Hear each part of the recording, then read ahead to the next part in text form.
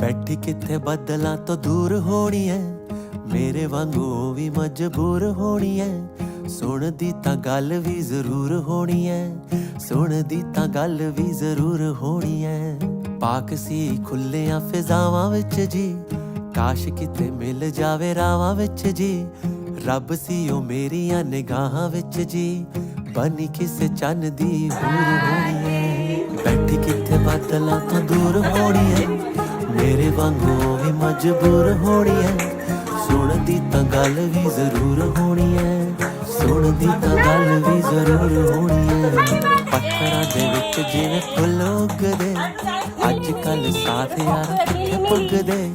ਆਪਾਂ ਵੀ ਤਾਂ ਰਾਹੀ ਇਸ ਕੱਲ ਯੁੱਗ ਦੇ, ਕੱਢਦੀ ਉਹ ਮੇਰਾ ਵੀ ਕਸੂਰ ਹੋਣੀ ਐ।